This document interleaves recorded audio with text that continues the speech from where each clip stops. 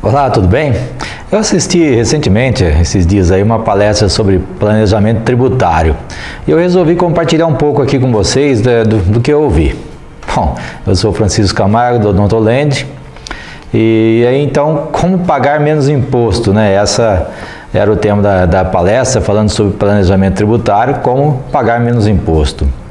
Bom, para pagar menos imposto, é preciso primeiro aprender a se pagar. É isso que eles declararam lá, né? Então é importante que você aprenda primeiro a se pagar para depois começar a economizar. Mas o pagamento de imposto depende do faturamento. E faturamento quer dizer aquilo que você vende, o preço do seu serviço, a nota fiscal emitida ou o recibo emitido. Para a Receita Federal, a base do cálculo do imposto de renda não é o faturamento em si, é só o faturamento, é a receita, né? A receita é tudo aquilo que é oferido como o seu serviço, tudo que o seu serviço faz, tudo que você vende, tudo que você dá de recibo, né? Então, às vezes, a nomenclatura da legislação confunde muito dos profissionais da área da saúde, porque eles não estão ligados nessa nomenclatura, né? Uma vez que entregam um serviço para o contador ou advogado. Mas a receita é tudo aquilo que você ganha, não só na sua área, mas, por exemplo, se você tem uma clínica e vende algo do imobilizado, por exemplo, um equipo, a venda disso pode gerar imposto, dependendo do preço que você comprou e do preço que foi vendido, né?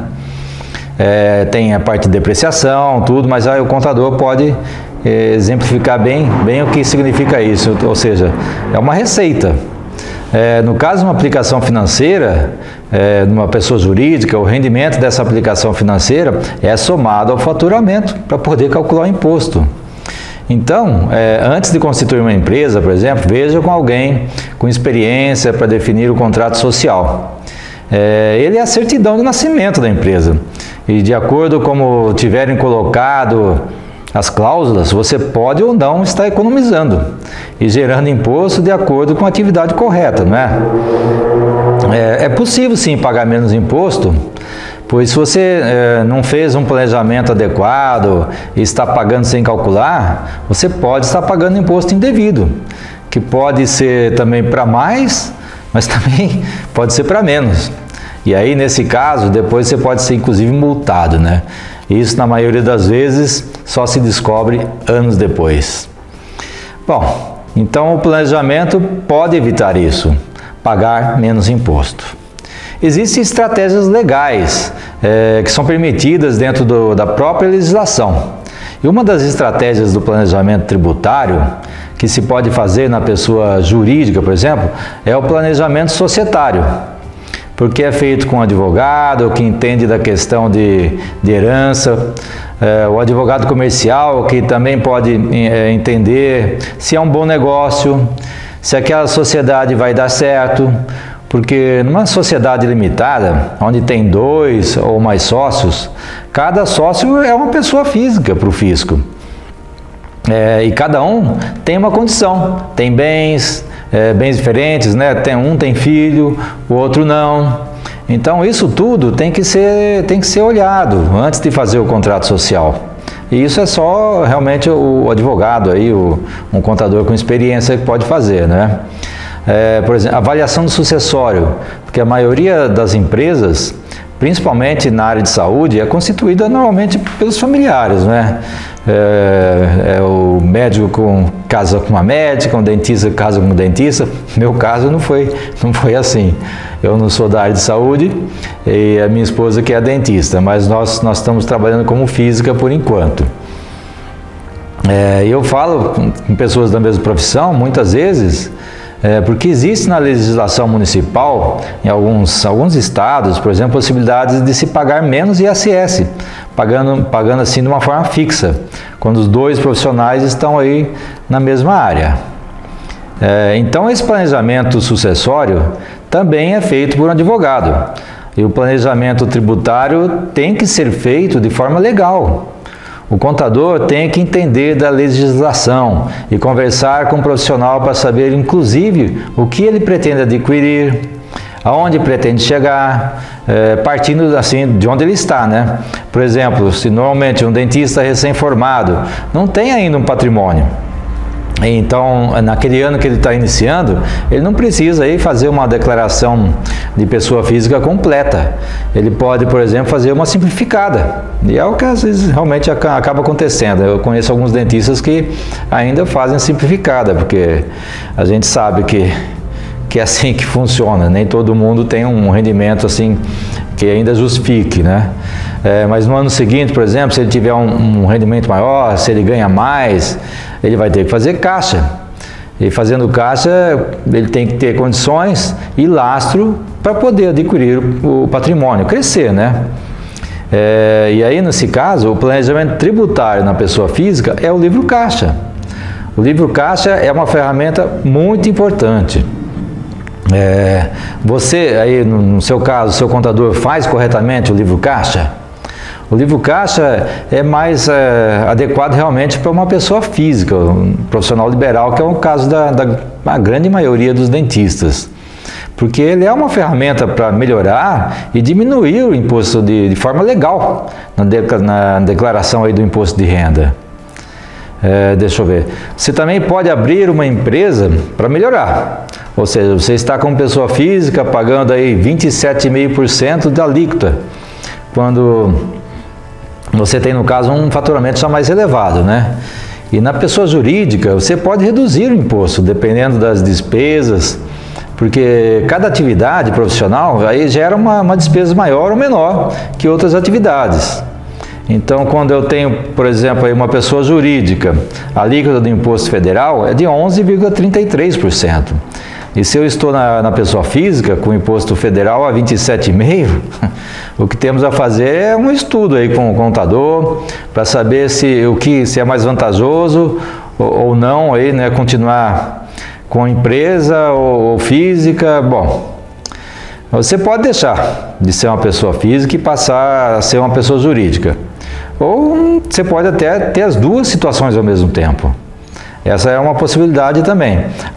A legislação, ela permite isso, porque mesmo quando você é uma pessoa jurídica, você não deixa de ser uma pessoa contribuinte, pessoa física. Você é simplesmente o pai ou a mãe da empresa, né? Você responde por ela. Ela é só uma pessoa que não fala, não anda e que não responde por si mesmo. Então, a gente tem várias modalidades de sociedades. Temos a limitada, a sociedade anônima, temos o simples. Agora temos também que ficar de olho na aprovação do super simples, né? O nosso contador tem que acompanhar isso e ver as vantagens que pode trazer para nós, os profissionais liberais. E aí, no caso, cada uma delas tem modalidades de pagamento de imposto, e você tem que fazer o estudo e ver as vantagens e desvantagens de cada uma delas, junto aí com o seu contador. Falando do livro caixa na pessoa física, ele produz um efeito de redução do imposto, mas também não são todas as despesas que você tem na sua consultória, na sua clínica, que você pode lançar lá, né? Nem tudo que gasta é dedutivo e pode ser colocado no livro caixa. Você pode verificar isso também aí com o seu contador. Muitas despesas que a gente tem, que acaba lançando, às vezes não são aceitas aí pela Receita Federal. Então, atenção aí nisso aí. Você pode estar nas duas situações, como eu ouvi, né? Antes como pessoa física e jurídica, observando as normas aí para escrituração. E como autônomo, você tem despesas que são inerentes à sua profissão. E a sua profissão, aí a sua atividade. E o contador deve orientá-lo em relação a isto. E por que eu devo fazer o livro caixa? É necessário? Na declaração do imposto de renda, quem faz a declaração completa é necessário sim. E os dentistas têm muitas despesas e que geram um desconto do imposto de renda. E não são, às vezes, orientados aí, no caso, pelos contadores, ou às vezes talvez também por questão de não querer demonstrar essas despesas, porque a gente não declara toda a receita e aí também não pode declarar toda a despesa, né? Bom, a gente sabe que isso não é legal, portanto, também não é um bom conselho. O dentista, ele é um profissional que tem bastante despesas. Tem o laboratório, por exemplo, que é uma despesa alta. Mas tem casos, e eu já vi também, que o dentista pede para o laboratório emitir a nota direto para o cliente. E aí, nesse caso, não vai poder lançar como despesa do consultório da clínica, não é? Então, toda despesa tem que ser do dentista para poder ser dedutível do livro caixa, aquelas que são inerentes à profissão. No caso de ter mais profissionais trabalhando juntos, por exemplo, 3 profissionais que trabalham no mesmo consultório, na mesma clínica, aí, pode fazer 3 livro caixas, onde um é das despesas comuns, e aí no final do ano pode se ratear mês a mês o valor que se gastou. Mas também eu posso fazer um livro caixa só no final do ano. Eu não tenho que entregar o livro caixa para a Receita Federal.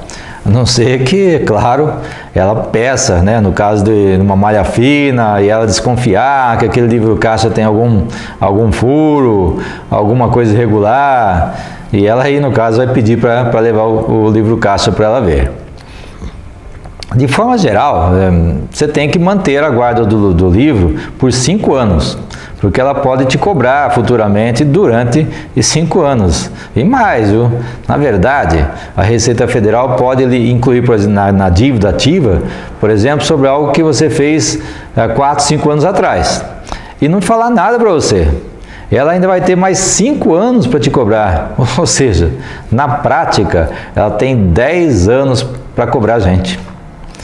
Então, muita atenção em relação a isso, né? A guarda dos documentos, das despesas que você efetuou. E a gente está começando a guardar isso aqui por mais tempo, até por 10 anos, no caso, por garantia. Agora, se na hora, por exemplo, você estiver fazendo a declaração de imposto de renda, não for vantajosa aí a declaração completa, você pode eliminar, passar para simplificada e aí pode jogar fora os documentos de despesas sem problemas.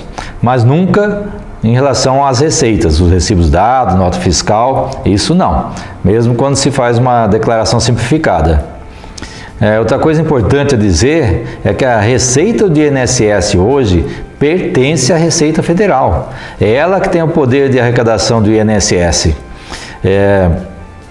que é arrecadado pelo órgão, né, do INSS. Portanto, quando você declara que ganhou aí 7, 10 mil reais, com certeza você tem que pagar pelo teto máximo, ou seja, 20% no caso do profissional liberal, do profissional autônomo, que somos nós, né?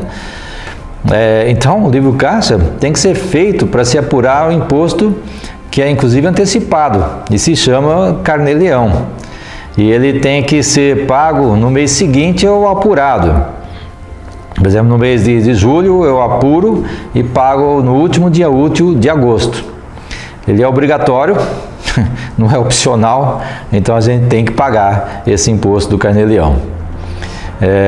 Claro que se o profissional, em relação ao livro caixa, não tem tempo para fazer, precisa realmente ele pagar alguém para fazer, ou ter alguém que entenda disso, porque não é difícil de fazer, mas tem que ter tempo. E às vezes a gente não tem esse tempo e pode deixar para fazer depois, e aí você acaba perdendo, passando da época de pagar esse imposto e acaba pagando com multa, né? De qualquer forma, mesmo que seja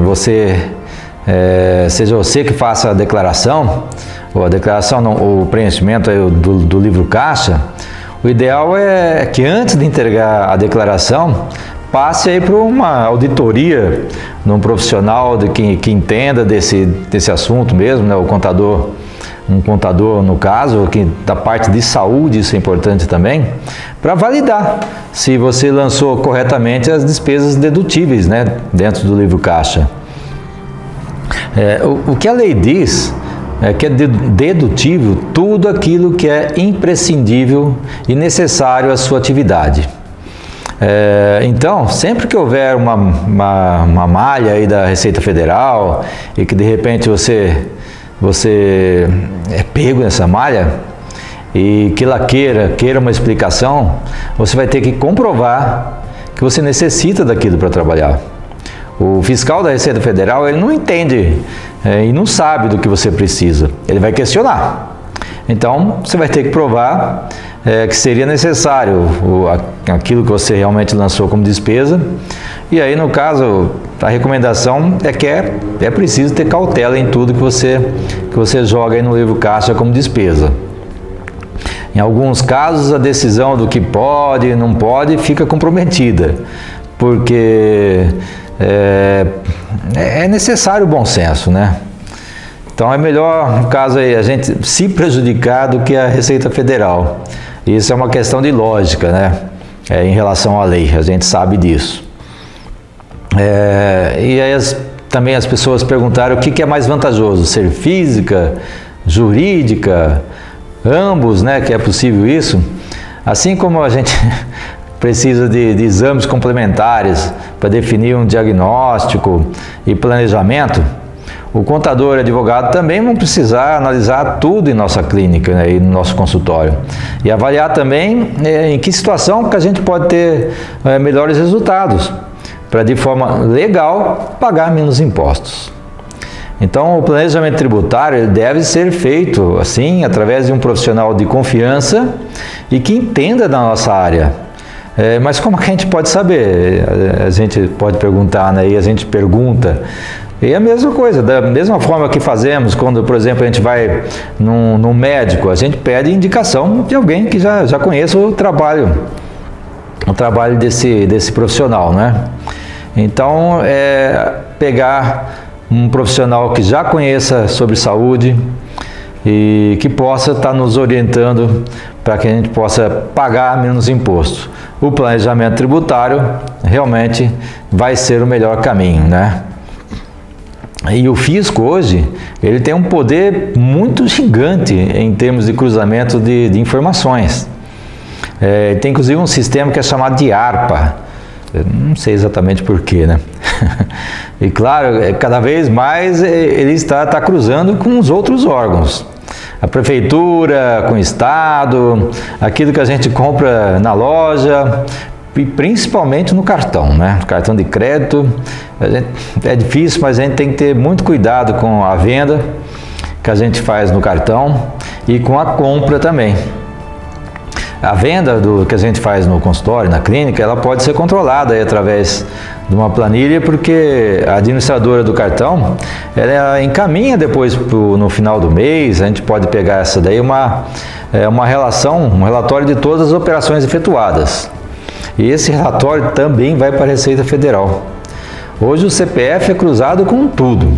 No supermercado, no cartório, no Detran, quando você compra um carro, no banco, porque a partir desse ano, do ano passado, aí, já foi introduzido o e-financeiro, onde os bancos são obrigados a informar, inclusive, os rendimentos de poupança. E o rendimento de poupança não é tributado, nem tem incidência de imposto. Então, o fisco hoje quer saber de tudo, rapaz, sobre a nossa conta corrente. Então, muito cuidado. Hoje está assim mesmo. Se correr o leão pega, e se ficar ele come, não é mesmo? Mas também temos que explorar os recursos legais. E outra coisa também, não é para achar que não tem jeito, que está tudo perdido, que se der um passe em falso já temos que pagar. Vocês acham aí que os políticos, nossa classe empresarial, vão deixar que tudo, absolutamente tudo aí seja controlado? Não tem jeito, gente. Isso também não vai ser a ferro e fogo, não. E isso é feito assim por amostragem. A malha fina é por amostragem. Assim como a blitz que a gente passa na rua, eles não param todos os carros. Mas cautela e bom senso deve prevalecer aí, não é mesmo? Então, procure um bom profissional, faça o planejamento tributário, que isso vai poder evitar, assim, muitos e muitos problemas no futuro, certo? Bom, esse foi um resumo da palestra que eu ouvi, eu achei interessante. A gente trabalha aqui com livro caixa e às vezes a gente acaba colocando algumas despesas aí também, mas a gente faz um balanceamento e tenta de forma legal reduzir reduzir a carga tributária que a gente tem. A gente está com física ainda, estamos aguardando essa aprovação do Super Simples aí, que vai trazer pelo menos estão falando, né, um índice de alíquota menor para o profissional liberal, no caso o dentista, e a gente com isso talvez passe a entrar nessa classe aí, ou manter a física e jurídica, dependendo realmente do que der para balancear melhor e que traga resultados melhores para a gente como profissionais, né? Porque não é fácil, né? A gente sabe disso, mas a gente tem que continuar nesse caminho aí, não é mesmo? Então, era isso que a gente tinha aqui do Odontoland News de hoje e a gente se vê no próximo vídeo. Um grande abraço!